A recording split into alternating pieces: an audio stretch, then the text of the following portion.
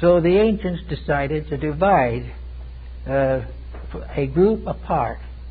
They took those who yearned after righteousness and who sought knowledge and who had that dedication to the common good that was necessary for the perpetuation of progress, and created the schools of wisdom, the Platonic schools, the Pythagorean schools, these various mysteries of Egypt and Greece and all the other countries, for the training of people who wanted to know the reality.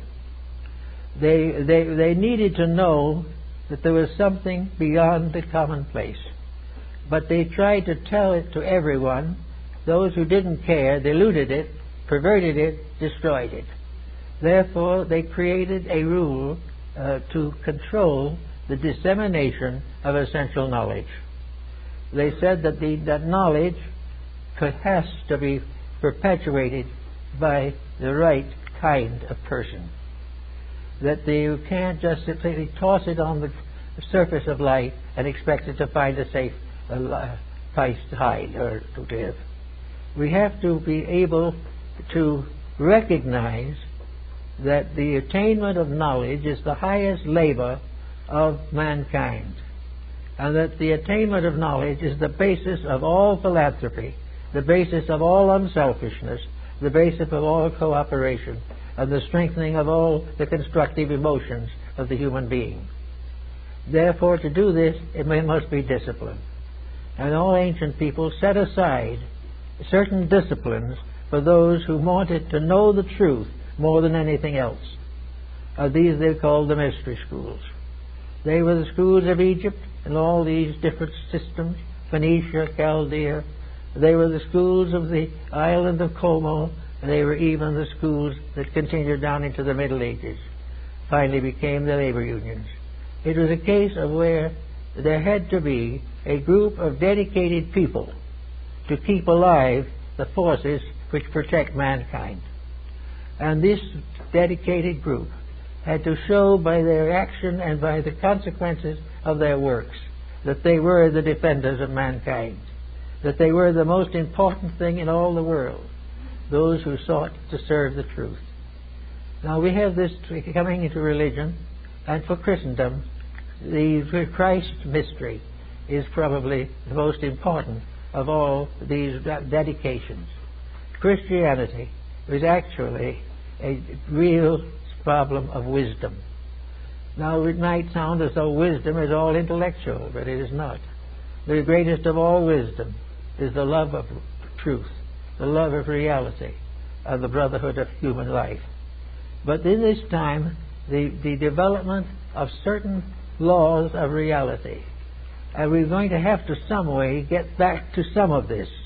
We're going to have some place honorable, recognized, and supported, by which those who desire to live better have a chance to do so, and where those who have the inside information in certain matters have a chance to express their internal convictions.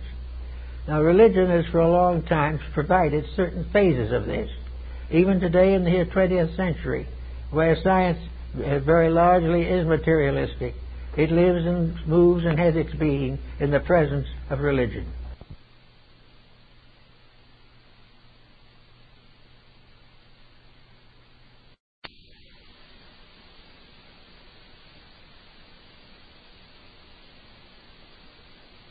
And every day we're learning in the present world's stress that religion is not something to be discarded. That if there is anything exact, it is religion, not science. Because the inevitable consequence of the misuse of power is moral punishment.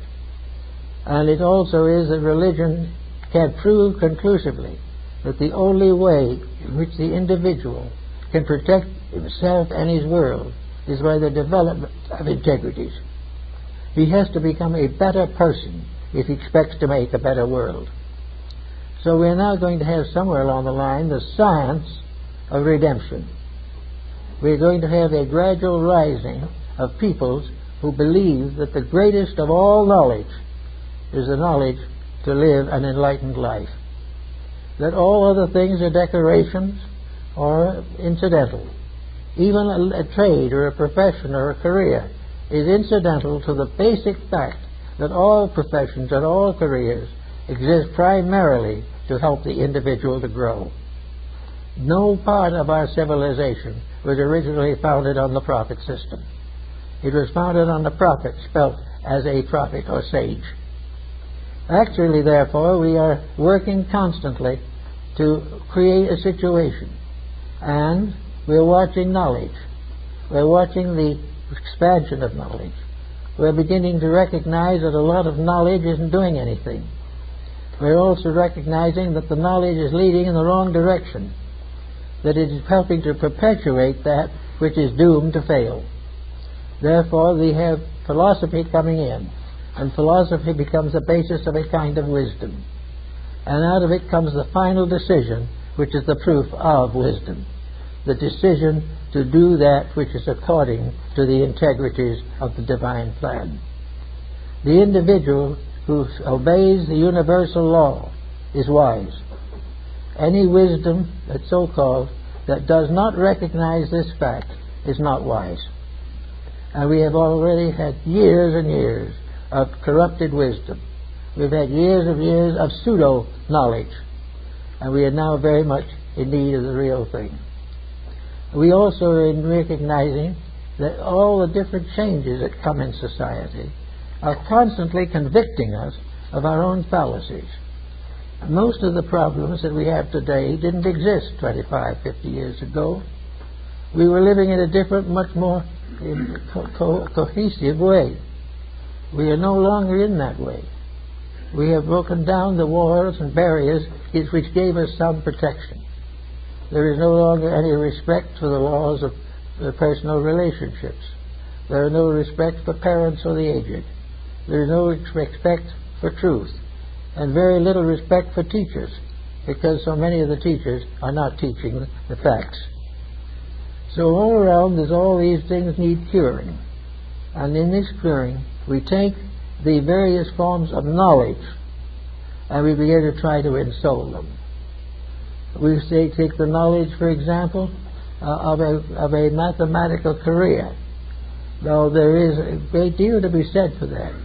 The average mathematician studies primarily for the purpose of advancing some science or for adding a certain control to various mathematical problems. But actually, mathematics is part of the Platonic wisdom.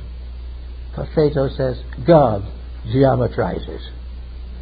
God also chemicalizes. God is the father of astronomy. God is the power behind every form of knowledge. And in its own essence, every form of knowledge is correct. Every form of knowledge is founded upon universal laws and universal realities. Because we're not much interested in those things, we sort of discard them or forget them or let somebody else worry about them while we do things that are a little different. We prefer to think in terms of mathematics as a laboratory work. We want to do something like, oh my goodness, look what wonderful things Einstein did. Einstein just put mathematics together, and what did he do? He discovered something that may be the death of all of us. Gave us the bomb. Now, this is a little story of what we're all doing.